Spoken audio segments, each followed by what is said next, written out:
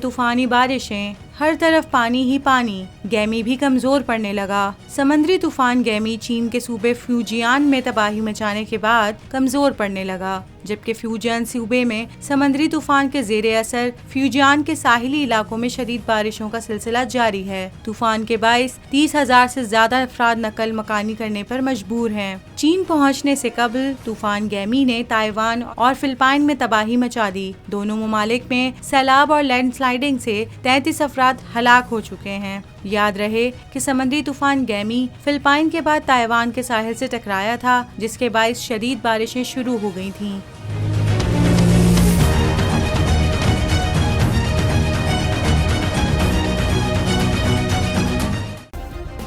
Subscribe करें और bell दबाएं ताकि कोई खबर रह न जाए।